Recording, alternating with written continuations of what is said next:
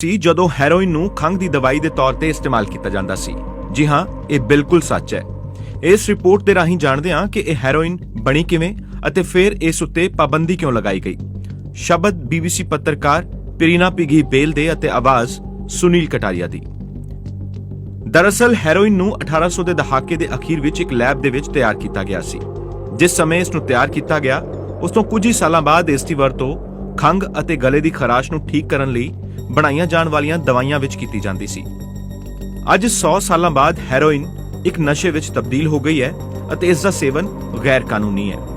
ਪਿਛਲੇ 20 ਸਾਲਾਂ ਵਿੱਚ ਅਮਰੀਕਾ ਵਿੱਚ ਹੀ ਇਸ ਦੀ ਜ਼ਿਆਦਾ ਮਾਤਰਾ ਵਿੱਚ ਸੇਵਨ ਕਰਨ ਦੇ ਨਾਲ 1,30,000 ਤੋਂ ਵੱਧ ਲੋਕ ਆਪਣੀ ਜਾਨ ਗਵਾ ਚੁੱਕੇ ਨੇ। ਆਓ ਜਾਣਦੇ ਹਾਂ ਕਿ ਆਖਿਰ ਹੈਰੋਇਨ ਬਣੀ ਕਿਵੇਂ।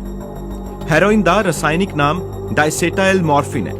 ਹੈਰੋਇਨ ਦੇ ਨਿਰਮਾਣ ਬਾਰੇ ਜੋ ਸਭ ਤੋਂ ਪੁਰਾਣੀ ਰਿਪੋਰਟ ਮਿਲਦੀ ਹੈ ਉਹ ਸਾਲ 1874 ਦੇ ਵੇਲੇ ਦੀ ਹੈ, ਜਦੋਂ ਇੱਕ ਅੰਗਰੇਜ਼ ਰਸਾਇਣ ਸ਼ਾਸਤਰੀ CRA ਰਾਈਟ ਨੇ ਇਸ ਨੂੰ ਲੰਡਨ ਦੇ ਸੇਂਟ ਮੈਰੀ ਹਸਪਤਾਲ ਸਕੂਲ ਆਫ ਮੈਡੀਸਨ ਦੇ ਵਿੱਚ ਮੋਰਫਿਨ ਤੋਂ ਸਿੰਥੇਸਾਈਜ਼ਡ ਤਿਆਰ ਕੀਤਾ। ਦਵਾਈਆਂ ਦੇ ਇਤਿਹਾਸ ਦੇ ਜਾਣਕਾਰ ਪ੍ਰੋਫੈਸਰ ਡੇਵਿਡ ਹਰਜ਼ਬਰਗ ਨੇ BBC ਮੁੰਡੋ ਦੇ ਨਾਲ ਗੱਲਬਾਤ ਦੌਰਾਨ ਦੱਸਿਆ ਕਿ ਉਸ ਸਮੇਂ ਪਹਿਲਾਂ ਤੋਂ ਹੀ ਅਫੀਮ ਅਤੇ ਮੋਰਫਿਨ ਦਾ ਇਸਤੇਮਾਲ ਦਵਾਈਆਂ ਵਿੱਚ ਕੀਤਾ ਜਾਂਦਾ ਸੀ। ਇਸ ਲਈ ਲੋਕਾਂ ਨੂੰ ਪਤਾ ਸੀ ਕਿ ਓਪੀਓਇਡਸ ਦੀ ਵਰਤੋਂ ਦਵਾਈਆਂ ਬਣਾਉਣ ਲਈ ਕੀਤੀ ਜਾ ਸਕਦੀ ਹੈ। ਪਰ ਸਟੈਨਫੋਰਡ ਯੂਨੀਵਰਸਿਟੀ ਵਿੱਚ ਮਨੋਵਿਗਿਆਨ ਦੇ ਪ੍ਰੋਫੈਸਰ ਕੀਥ ਹੰਫਰੀਜ਼ ਦਾ ਕਹਿਣਾ ਹੈ ਕਿ ਇਹਨਾਂ ਚੀਜ਼ਾਂ ਦੇ ਸੇਵਨ ਦੇ ਨਾਲ ਨਸ਼ਾ ਹੁੰਦਾ ਸੀ ਅਤੇ ਹੁਣ ਵੀ ਹੁੰਦਾ ਹੈ। ਇਸ ਲਈ ਫਾਰਮਾਸਿਊਟੀਕਲ ਕੰਪਨੀਆਂ ਅਜਿਹੇ ਦਰਦ ਨਿਵਾਰਕ ਦੀ ਵਰਤੋਂ ਕਰਨਾ ਚਾਹੁੰਦੀਆਂ ਸਨ ਜਿਸ ਨਾਲ ਨਸ਼ੇ ਦੀ ਲਤ ਨਾ ਲੱਗੇ। ਸ਼ੁਰੂ ਵਿੱਚ ਕੁਝ ਲੋਕਾਂ ਨੂੰ ਲੱਗਿਆ ਕਿ ਹੋ ਸਕਦਾ ਹੈ ਕਿ ਹੈਰੋਇਨ ਨਾਲ ਲੋਕਾਂ ਨੂੰ ਨਸ਼ੇ ਦੀ ਲਤ ਨਾ ਲੱਗੇ ਅਤੇ ਇਸ ਦੇ ਮਾੜੇ ਪ੍ਰਭਾਵ ਵੀ ਘੱਟ ਹੋਣ। ਜੂਨ 2020 ਵਿੱਚ ਦ ਕਨਵਰਸੇਸ਼ਨ ਵਿੱਚ ਛਪੇ ਇੱਕ ਲੇਖ ਵਿੱਚ ਕੈਮਿਲੋ ਜੋਸੇ ਸੇਲਾ ਯੂਨੀਵਰਸਿਟੀ ਅਤੇ ਅਲਕਾਲਾ ਯੂਨੀਵਰਸਿਟੀ ਵਿੱਚ ਫਾਰਮਾਕੋਲੋਜੀ ਦੇ ਪ੍ਰੋਫੈਸਰ ਫ੍ਰਾਂਸਿਸਕੋ ਲੋਪੇਜ਼ ਮੁਨੋਜ਼ ਅਤੇ ਸੈਸਿਲੀਓ ਅਲਾਮੋ ਗੋਂਜਾਲੇਜ਼ ਲਿਖਦੇ ਨੇ, ਸਭ ਤੋਂ ਅਹਿਮ ਗੱਲ ਇਹ ਸੀ ਕਿ ਹੈਰੋਇਨ TB ਦੇ ਮਰੀਜ਼ਾਂ ਵਿੱਚ ਖੰਘ ਨੂੰ ਠੀਕ ਕਰਨ ਵਿੱਚ ਮਦਦਗਾਰ ਸੀ ਅਤੇ ਇਸ ਨਾਲ ਮਰੀਜ਼ ਨੂੰ ਨੀਂਦ ਆ ਜਾਂਦੀ ਸੀ। ਇਸ ਦੇ ਬਾਵਜੂਦ ਵੀ ਹੈਰੋਇਨ ਦੀ ਖੋਜ ਦੇ ਪਹਿਲੇ ਸਾਲ ਵਿੱਚ ਇਸ ਨੂੰ ਲੈ ਕੇ ਮੈਡੀਕਲ ਪੱਧਰ ਤੇ ਕੋਈ ਬਹੁਤਾ ਉਤਸ਼ਾਹ ਨਹੀਂ ਦੇਖਿਆ ਗਿਆ। ਮੈਡੀਕਲ ਦੇ ਦ੍ਰਿਸ਼ਟੀਕੋਣ ਤੋਂ ਸਾਲ 1897 ਤੱਕ ਵੀ ਇਸ ਨੂੰ ਲੈ ਕੇ ਖਾਸ ਦਿਲਚਸਪੀ ਨਹੀਂ ਦਿਖਾਈ ਗਈ। ਪਰ ਇਹੀ ਉਹ ਸਮਾਂ ਵੀ ਸੀ ਜਦੋਂ ਪ੍ਰੋਫੈਸਰ ਹੈਨਰਿਕ ਡ੍ਰੈਸਰ ਦੀ ਅਗਵਾਈ ਵਿੱਚ ਜਰਮਨ ਦਵਾਈ ਕੰਪਨੀ ਬਾਇਰ ਦੀ ਅਧਿਐਨ ਟੀਮ ਮੋਰਫਿਨ ਅਤੇ ਕੋਡੀਨ ਦੀ ਥਾਂ ਕੁਝ ਹੋਰ ਇਸਤੇਮਾਲ ਕੀਤੇ ਜਾਣ ਨੂੰ ਲੈ ਕੇ ਖੋਜ ਅਤੇ ਜਾਂਚ ਕਰ ਰਹੀ ਸੀ ਤਾਂ ਜੋ ਸਾਹ ਦੀ ਬਿਮਾਰੀ ਵਾਲੇ ਮਰੀਜ਼ਾਂ ਨੂੰ ਰਾਹਤ ਦਿੱਤੀ ਜਾ ਸਕੇ।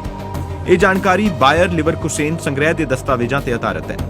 ਖੋਜ ਟੀਮ ਦੇ ਇੱਕ ਮੈਂਬਰ ਨੇ ਡਾਇਸੇਟਾਇਲ ਮੋਰਫਿਨ ਨੂੰ ਮੋਰਫਿਨ ਅਤੇ ਕੋਡੀਨ ਦੀ ਥਾਂ ਇਸਤੇਮਾਲ ਕਰਨ ਦਾ ਵਿਚਾਰ ਪੇਸ਼ ਕੀਤਾ।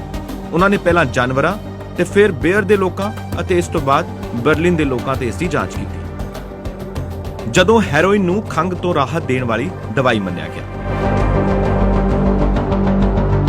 ਇਸ ਦੇ ਪ੍ਰਯੋਗ ਤੋਂ ਪਤਾ ਲੱਗਿਆ ਕਿ ਡਾਇਸੇਟਾਇਲ ਮੋਰਫਿਨ ਖੰਘ ਤੇ ਅਸਰਦਾਰ ਹੈ ਅਤੇ ਬਲਗਮ ਤੋਂ ਰਾਹਤ ਦਿੰਦੀ ਹੈ। ਉਸ ਸਮੇਂ ਇਸ ਨੂੰ ਹੈਰੋਇਕ ਡਰੱਗ ਕਿਹਾ ਗਿਆ।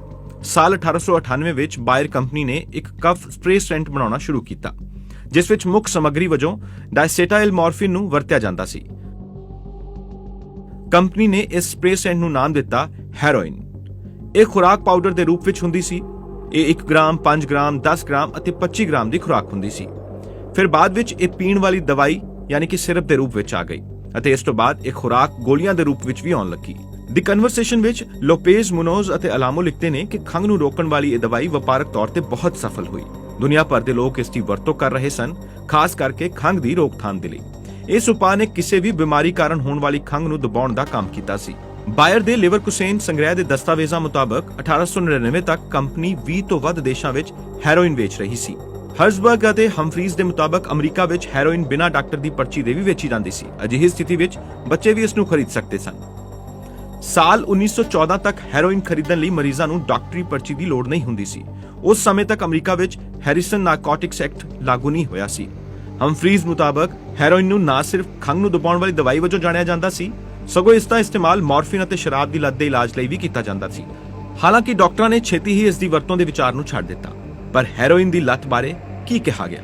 ਇਸ ਦੇ ਵਪਾਰਕ ਲਾਂਚ ਦੇ ਨਾਲ ਹੀ ਅਜਿਹੀਆਂ ਚੇਤਾਵਨੀਆਂ ਦਿੱਤੀਆਂ ਗਈਆਂ ਸਨ ਕਿ ਹੈਰੋਇਨ ਦੀ ਲਤ ਲੱਗ ਸਕਦੀ ਹੈ। ਉੱਤਰੀ ਫਲੋਰੀਡਾ ਯੂਨੀਵਰਸਿਟੀ ਵਿੱਚ ਪ੍ਰੋਫੈਸਰ ਅਤੇ ਦਵਾਈਆਂ ਦੇ ਇਤਿਹਾਸ ਦੇ ਜਾਣਕਾਰ ਡੇਵਿਡ ਕੋਟਰਾਈਟ ਦਾ ਕਹਿਣਾ ਹੈ ਕਿ ਸਾਲ 1900 ਅਤੇ 1906 ਦੇ ਵਿਚਾਲੇ ਪ੍ਰਕਾਸ਼ਿਤ ਹੋਏ ਡਾਕਟਰੀ ਸਾਹਿਤ ਦੇ ਵਿੱਚ ਕਈ ਲੇਖ ਮਿਲਦੇ ਹਨ ਜੋ ਚੇਤਾਵਨੀ ਦਿੰਦੇ ਨੇ ਕਿ ਇਸ ਦਵਾਈ ਵਿੱਚ ਨਸ਼ੇ ਦੀ ਲਤ ਦੀ ਸਮਰੱਥਾ ਹੈ। Yale University School of medicine ਦੇ ਮੁਤਾਬਕ ਚਿਕਿਤਸਕਾਂ ਅਤੇ ਫਾਰਮਾਸਿਸਟਾਂ ਨੇ ਛੇਤੀ ਹੀ ਇਹ ਮਹਿਸੂਸ ਕਰ ਲਿਆ ਸੀ ਕਿ ਮਰੀਜ਼ਾਂ ਨੂੰ ਖੁਰਾਕ ਵਧਾ ਕੇ ਦੇਣੀ ਪੈ ਸਕਦੀ ਹੈ ਅਤੇ ਇਸ ਲਈ ਉਹ ਇਸ ਦੇ ਆਦੀ ਵੀ ਹੋ ਸਕਦੇ ਨੇ। ਕੋਟਰਾਈਟ ਮੁਤਾਬਕ ਹਾਲਾਂਕਿ ਇਹਨਾਂ ਪ੍ਰਭਾਵਾਂ ਦੇ ਬਾਵਜੂਦ ਹੈਰੋਇਨ ਕਾਰਨ ਉਹਨਾਂ ਮਰੀਜ਼ਾਂ ਨੂੰ ਲੱਤ ਨਹੀਂ ਲੱਗੀ ਜੋ ਇਸ ਨੂੰ ਖੰਘ ਦੇ ਉਪਾਅ ਵਜੋਂ ਵਰਤ ਰਹੇ ਸਨ। ਉਹਨਾਂ ਮੁਤਾਬਕ 20ਵੀਂ ਸਦੀ ਦੀ ਸ਼ੁਰੂਆਤ ਵਿੱਚ 350 ਲੋਕ ਜੋ ਬਿਮਾਰੀ ਲਈ ਮੋਰਫਿਨ, ਅਫੀਮ ਜਾਂ ਹੈਰੋਇਨ ਦਾ ਇਸਤੇਮਾਲ ਕਰਦੇ ਸਨ, ਉਹਨਾਂ ਵਿੱਚੋਂ ਸਿਰਫ 6 ਲੋਕ ਹੀ ਹੈਰੋਇਨ ਦੇ ਆਦੀ ਮਿਲੇ। ਹਾਲਾਂਕਿ ਕੋਟਰਾਈਟ ਦੇ ਮੁਤਾਬਕ ਕੁਝ ਰੋਗੀਆਂ ਨੂੰ ਹੈਰੋਇਨ ਦੀ ਲੱਤ ਲੱਗ ਗਈ ਸੀ, ਪਰ ਉਹ ਮੋਰਫਿਨ ਦੇ ਆਦੀ ਨਹੀਂ ਸਨ।